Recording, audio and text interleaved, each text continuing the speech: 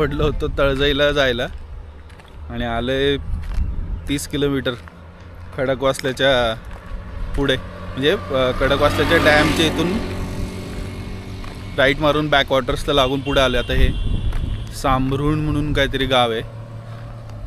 इकडं PMT पण येते वारीच की कुठली आहे, डेक्कन.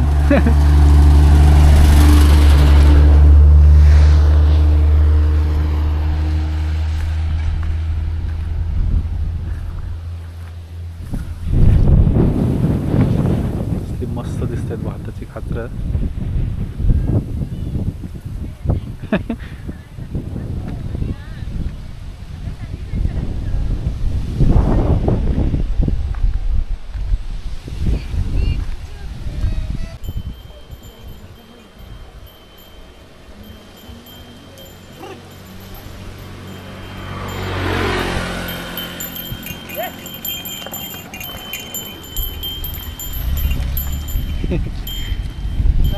चला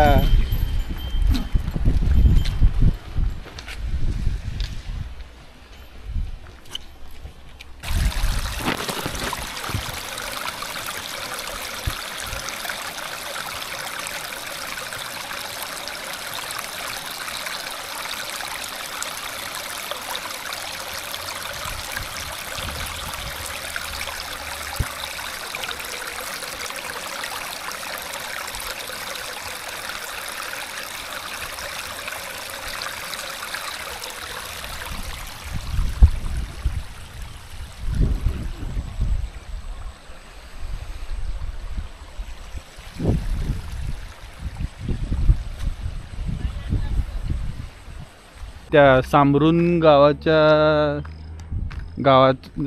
पाठीपासून जरा थोडा अजून लांब पुढं आलो आहे. तिथे पुढे धबधबा आहे, तुम्हाला दिसतोय की नाही माहीत नाही, पण वाऱ्यामुळे ना तो असा उलटा हे होतंय, मस्त दिसतंय. झूम करायचं ट्राय करतो मी.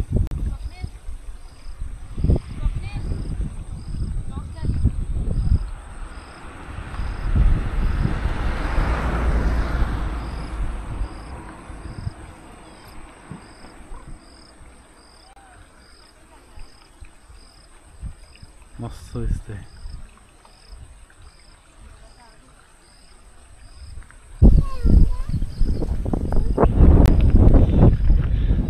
आत्ता इथं मोर होता, थोडा आत गेलाय आता.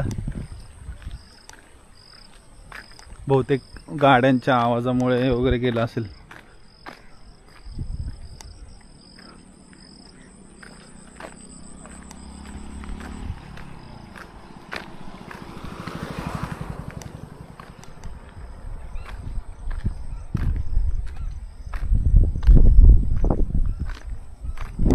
काय मस्त आजूबाजूला मस्त आहे. इकडे पुढे त्या डोंगरात पण धबधबा दिसतोय. इकडनं पुढे जाणार आहे आम्ही थोडं अजून, मग इकडनं परत आता घरी.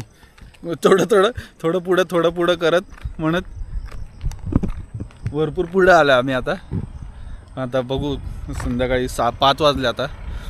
इथून आता परत अजून जास्त पुढं एक्सप्लोर करत नाही बसणार आहे.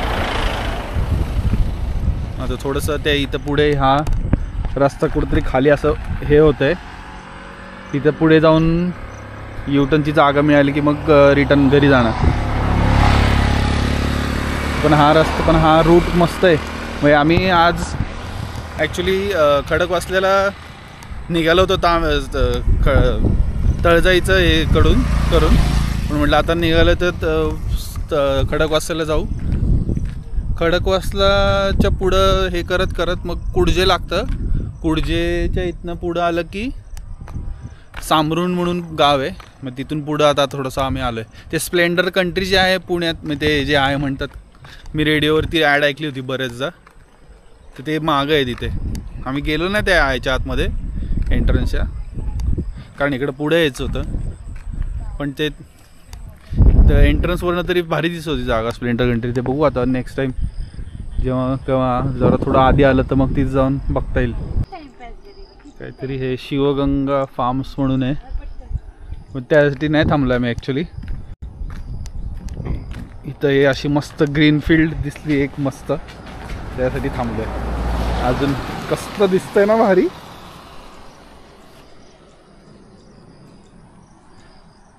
एकाच ह्याच्यात आता ह्या सगळ्या ह्या फील्डमध्ये किती वेगवेगळे शेड आहेत ग्रीन कलरचे, काय भारी दिसतंय ते समोर. आणि असं हे डोंगरात पाऊस पडतोय, एकच नंबर. हे सगळ्या सह्याद्रीच्या पर्वत रांगा आहेत, हे सगळे छोटे छोटे धबधबे दिसत आहेत.